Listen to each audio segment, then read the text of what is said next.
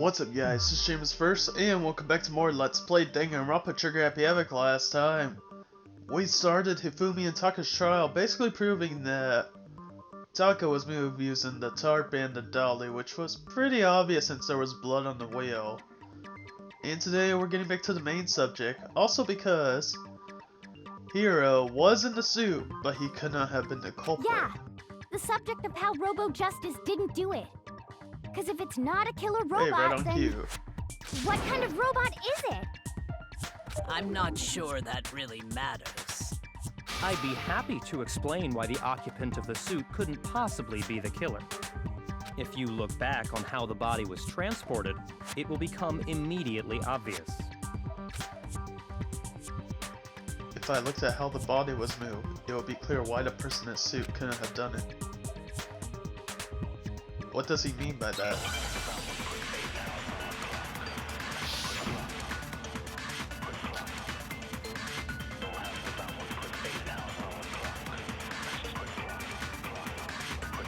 As we know, Taka was killed in the equipment room. And from there, the body was moved to the repository, correct? Yeah, the culprit wrapped the body in the tarp, then loaded it onto the dolly and wheeled it off, right? Now, keep in mind that the dolly doesn't have a handle. Well, yeah, but even without a handle, all you'd have to do is bend over. Then you could push the dolly no problem. So the killer just crouched down and carted the body off to the repository. If you accept everything we just said, then you must realize that whoever was in the suit couldn't possibly be the culprit. Sorry, I don't think I realize anything. God damn it, Hiro. I'm kidding. But actually, Aoi proved Taka was that killed you in the can't equipment bend at from the there. waist. Yeah, the culprit then loaded it on. Now, keep in mind that the dolly... Well, yeah, but even without a hand, all you'd have to do is bend over. No, it's wrong.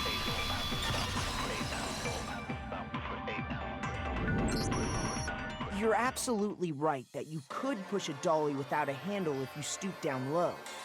But if you were wearing that suit, do you think you could actually get into a position like that? What do you mean? Think back to what you said when we were all checking out the suit together. Remember?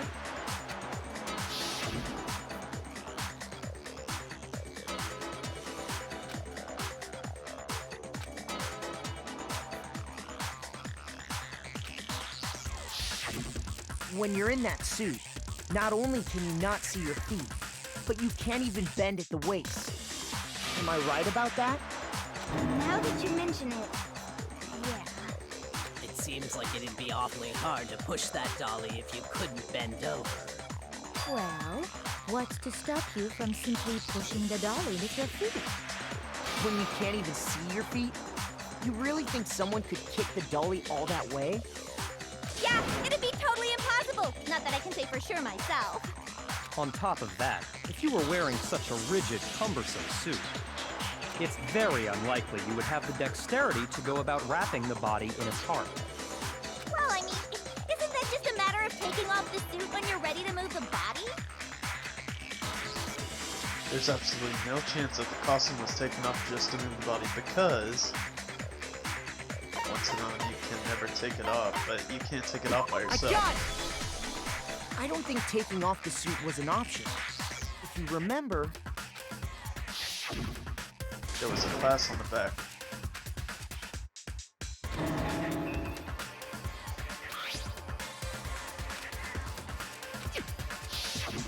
That's true. It seems impossible to put the suit on or take it off without help. Then, you really can't take it off by yourself? Hiro wasn't just making it up? Of course I wasn't making it up. if he could have gotten it off by himself, I don't think he would have let us see him wearing it. Showing up in the suit was basically an invitation for everyone to suspect it. Yeah, that's right! So, it's really, really true that Robo-Justice couldn't have moved the dolly? To be clear, whoever did move the body, it couldn't have been Hiro in the robot suit, correct? No, wait. Just a second, if you please. Have you forgotten about the picture that I took? You all got a good look at it, did you not? The image of Hifumi being dragged away by Robo-Justice? If whoever was in that suit is not the culprit, how do you explain that? Besides, do you remember what the now deceased Hifumi said?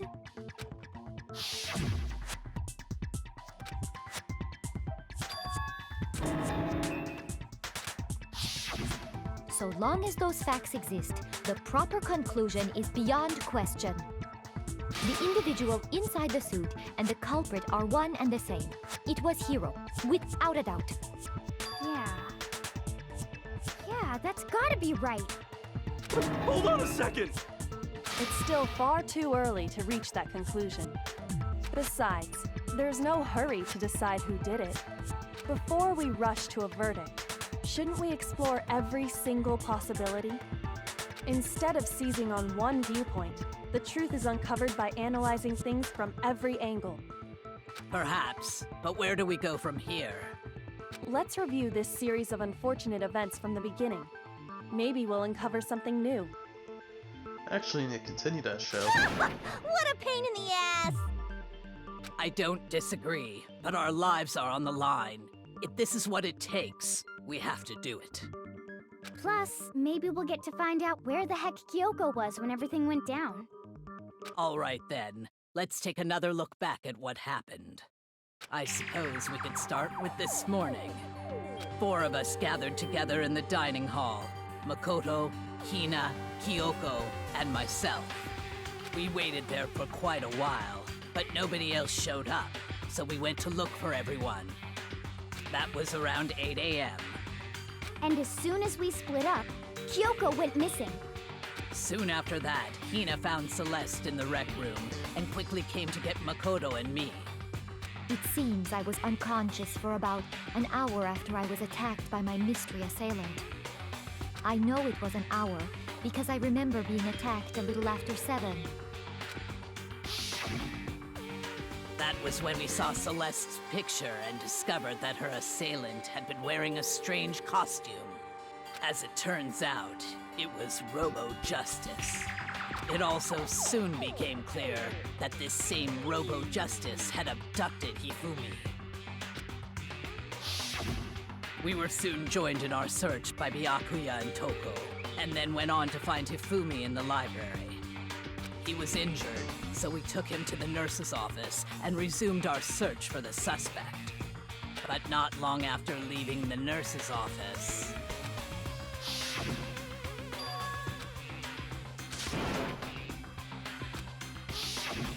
When Celeste told us that, we decided to split up and search the second floor. And soon after that, I saw someone moving around on the 3rd floor, and I yelled out to everyone as soon as I did.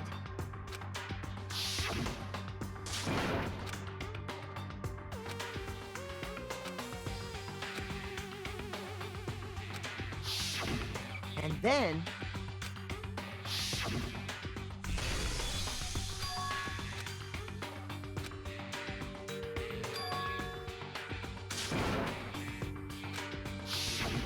At that point, we decided to divide up into 2 groups. Celeste, Hina, and I went back to the nurse's office, while Sakura, Byakuya, and Toko chased after the suspect. When we got back to the nurse's office, we found Hifumi, dead. And that's when we heard the body discovery announcement. I left Celeste and Hina there and headed back to the 3rd floor to let the others know what had happened. Meanwhile, we had just discovered Taka's body in the equipment room. We must have found both bodies at almost exactly the same time, because we heard the same announcement not long after we discovered his body. And that's when I told you guys about Hifumi. Then the 3 of us headed for the nurse's office. But right after we left the physics lab, we ran into Celeste, who'd arrived after us, and she told us something very surprising.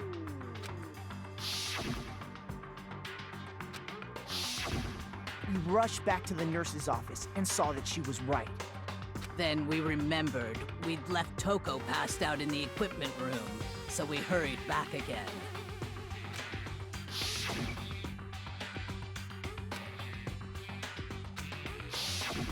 But when we got there, we discovered that now Taka's body had also gone missing. Next thing we knew, we were searching the school for 2 missing dead bodies. And after some time... Celeste informed us that she'd found the bodies, and we all headed to the repository, which is where we rediscovered the corpses.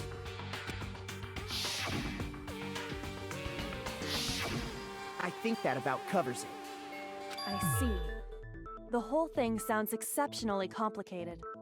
It certainly seems to me that these are not a simple series of connected events. Okay, well, if that's true, then what? Rather than a single series of events, I think we have to consider each murder a separate situation. And from there, we can uncover the contradictions surrounding all of them. Now then, let's get started, beginning with what happened to Taka. The contradictions hidden in what happened to Taka. In order to uncover the truth of this case, I have to find them no matter what.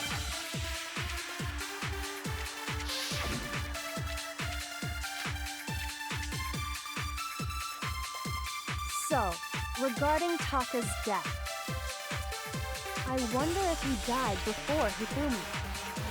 Or perhaps it was after? We already know what order they were killed in. Taka came last. What makes you say that? Because of the numbering of the Justice Hammers. It's true that Hifumi was killed with Justice Hammer 3, while Taka's death came from a swing of Justice Hammer 4. See? So it's obvious Taka came after. They were numbered, but they weren't used in that order. Regarding Taka, I wonder if he... Or perhaps it was after. We already know Taka came last. What makes you say that? Oh, is this one of those where you have the Justice to, Hammers. Okay, it's one of those where you have to grab the answer during the thing. So, regarding Taka's death, I wonder if he... Or perhaps it was after. We already know what order they were killed. Taka came last. Oh, I didn't grab it. Because of the number. It's true that Hifumi, while Taka's death came from... See? So it's obvious Taka came after. Okay, So, try this again. I wonder if he... Or perhaps it was after. We already know what order they were killed in. Taka came last. What makes you say that? Because of the numbering of the Justice Hammers. Just because they're numbered doesn't mean they're using that order. Hold on. There's no reason to assume that the hammers were used in the same order as their numbers. If anything, that's just another way the killer tried to disguise their actions. So you're saying the culprit wanted us to think the hammers were used in order, but in reality, Taka was killed before Hifumi? Okay then, let's see the proof. Evidence that proves Taka was killed before Hifumi. There's something that relates to what time he must have died. Oh, Hangman's Gambit? Okay. And it's obviously his wristwatch. Man, they give you a lot. Oh. There we go. Where's Est? Unfortunately, you have to do it in order. Actually, let's test it. Oh wait, no.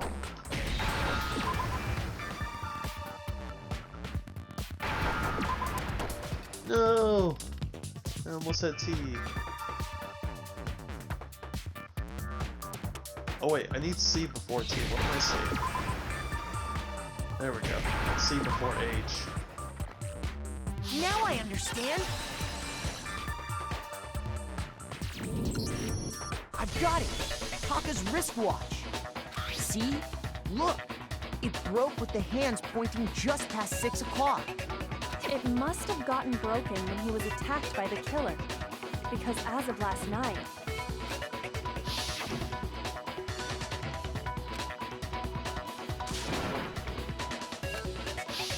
so if it wasn't broken after 6 last night, then he must have been attacked around 6 this morning. And that would be his official time of death.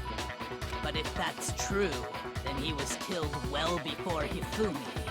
And before Celeste was attacked this morning, which happened around 7. That's right. Taka was killed before any of the other incidents took place. That simple fact slipped past all of us. We made the wrong assumption about the order of events, all because of those justice hammers. That's exactly why the culprit wrote the numbers on each hammer and had them increase in size. That way, when we saw how they were used in each incident, we'd easily make that wrong assumption. Now, if Taka was killed around 6, then everyone's alibis for his murder go out the window. Because when he was killed, we hadn't met up in the dining hall yet. That may be true in the case of Taka's murder. But all of our alibis still hold true for Hifumi's death. That's right. With him, at least, we're all safe.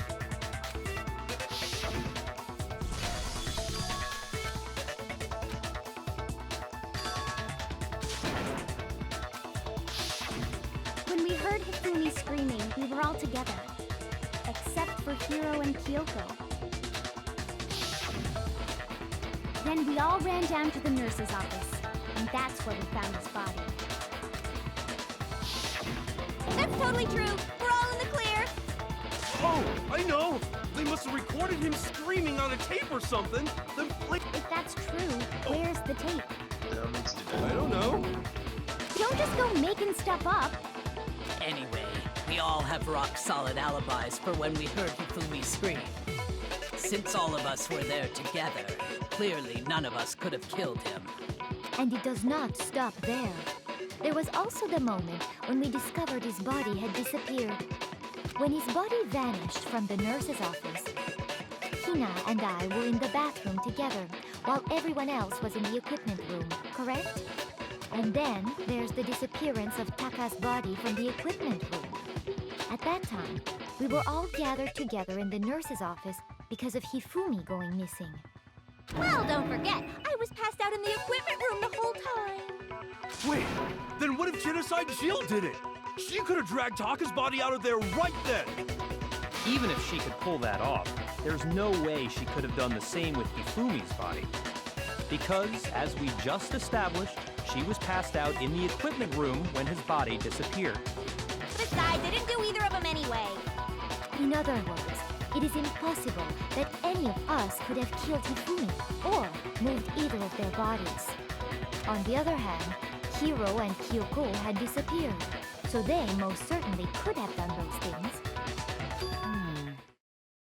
So what now, Kyoko? For now, we can't get fixated on who did it, or we'll just keep going around in circles.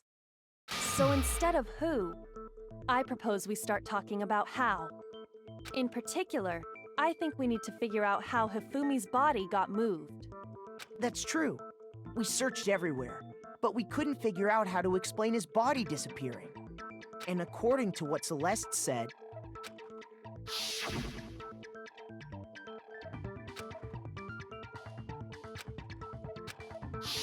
his body apparently disappeared in the 1 minute her and Hina took their eyes off of it. But to carry that much weight from the first floor up to the 3rd in that short amount of time? Oh man, yeah! There's no way! It'd be impossible! Well, what if I told you there was a way to make the impossible possible? What? How? If the dead body were to move itself. The dead body moved on its own? No! Not another... ghost! I don't think it has anything to do with the occult. I think what she's implying is, we thought Hifumi was dead, but perhaps in reality he was still alive. He was alive? Are you saying Hifumi wasn't carried out of the nurse's office, but simply walked out on his own? But I mean, we found his body. He was dead. Perhaps he was simply playing dead. That it isn't possible. The idea that Hifumi was still alive. Is it really possible? It might be. Who knows?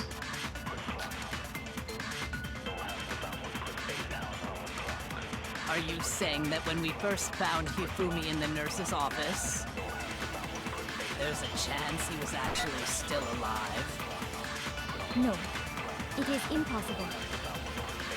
Hifumi was dead, without a doubt.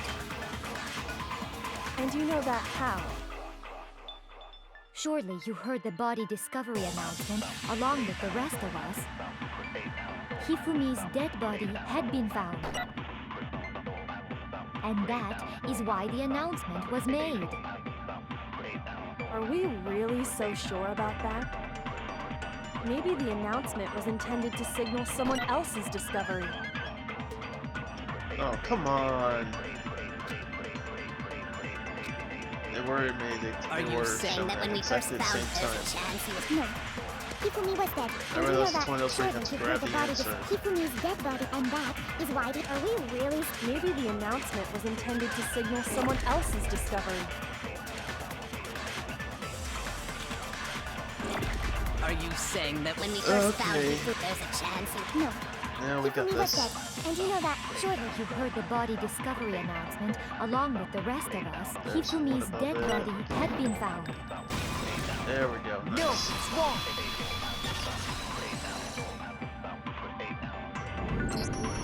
Was the body discovery announcement that was made really intended for Hifumi? Of course it was. The announcement played right after we discovered his body. Maybe. But that was also the same time that Taka's body was found. That's right. It wasn't long after finding his body that we heard the announcement. So there's a good chance we've made a mistake in there somewhere. I think we've confused whether the announcement was for Hifumi or Taka. First of all, if two bodies had been found, there really should have been two announcements. Maybe Monokuma simply got lazy and rolled them together into one. What do you say, Monokuma? Any comment? Well, it's a very sensitive issue, so I can't go into too much detail. But what I can say about the body discovery announcement is that it's only broadcast when 3 or more people find a dead body for the first time. That didn't answer our question, man. We were asking if you're a lazy bum. No, actually, that was plenty. He said it's only broadcast when a body is discovered for the first time, which means even if we find the same body again later, he won't make the announcement again. If that's true, then why was the announcement made again later on? Huh? Later on? Exactly. We heard the body discovery announcement twice. The second body discovery announcement. The first time it was played when we found each body in the nurse's office and the equipment room. And the second time was when both bodies were rediscovered. Oh no. Just after Hifumi came back to life. Oh. Shoot! Did not mean to do that. I thought it was that one. Dang, I'm losing a lot of health. I better not. When got it! Toko was found unconscious. We heard it a second time in the repository, when we rediscovered the two bodies.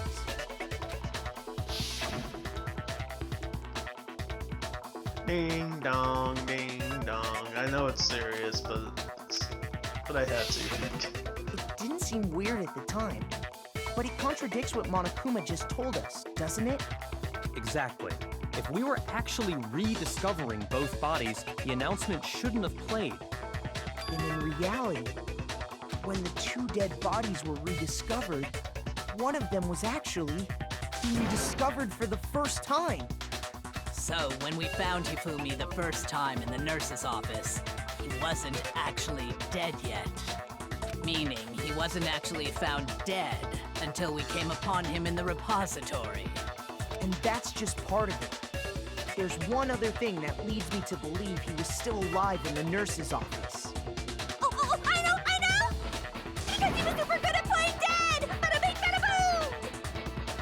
the worst logic I have ever heard. But honestly, I do not think there's anything that can prove he was still alive. Okay then, let's take another look at the events surrounding the discovery of his body. Then it should become clear whether he was really alive or not. This whole thing is pointless. There has to be proof that shows Hifumi was still alive. I have to find it and show it to everyone.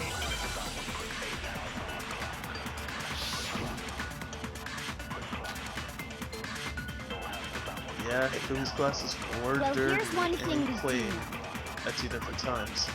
The first time we found Hifumi's body was in the nurse's office. And then, while me and Celeste were in the bathroom, his body disappeared. And the next time we saw his body, it was in the repository.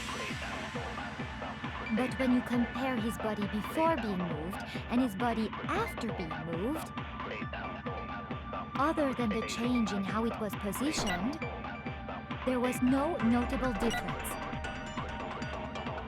Then, was he really still alive? Of course not. It is impossible. This is ridiculous.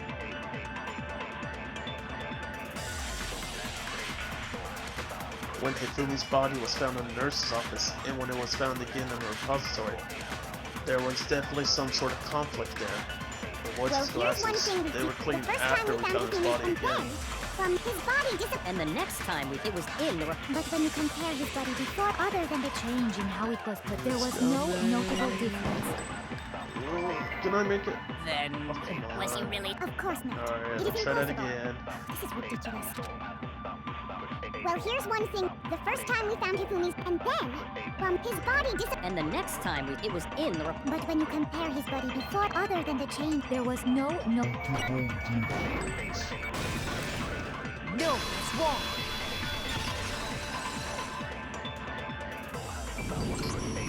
In fact, there was one clear difference between Hifumi in the nurse's office and the repository.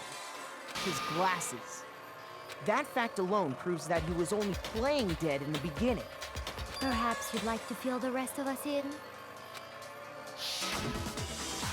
When we found Hifumi in the nurse's office, his glasses were covered with blood.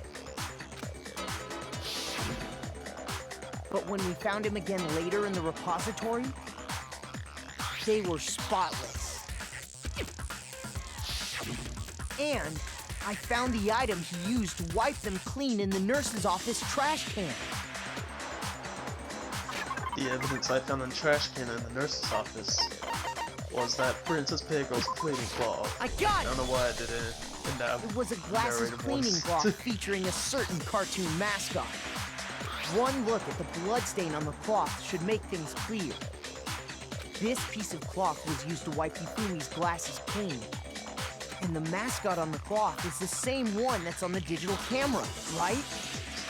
And whose digital camera was it? Hifumi's, of course. The character was Princess Piggles from Demon Angel Pretty Pudgy Princess, I think. I highly doubt anyone but Hifumi would have brought something like this to school. I see your point. And the only people here who wear glasses are... I wouldn't be caught dead using a tacky piece of garbage like that. A few tissues is all I need to keep my glasses clean. Then there's no question. It belonged to Hifumi. So what you're saying is... What exactly? What I'm saying is, the blood on his glasses was wiped away using his own glasses cleaning cloth. Even if that is true, it does not mean he wiped the blood off himself. But who would benefit from a clean pair of glasses other than the glasses owner? That's a good point. Then it must have been him, right? So let's assume that Hifumi was still alive in the nurse's office. He pretends to be dead. Then when he's alone, he wipes his glasses clean so he can see. Then he stands up and walks out on his own 2 feet. And with that, the impossible task of moving his copious corpse becomes possible, wouldn't you say? But then, if he was just pretending to be dead, What was with all that blood? Was it paint or something? The fridge in the nurse's office contains packs of blood for emergencies. He probably used one of those. He figured if he was gonna play dead, he should go all out, so he just dumped it everywhere! But he got crazy with it and had to wipe his glasses off when he was done! God, what an idiot! And if Hifumi was still alive at that point, the disappearance of Taka's body is easily explained. It should be perfectly obvious who must have moved Taka's corpse. The only one that moved Taka was Hifumi. I got it! It could only have been Hifumi. And we're gonna talk more about it next time. So, next time on Let's Play Danganronpa Trigger Happy Havoc, we're gonna do that, just that, alright? I will see you guys then.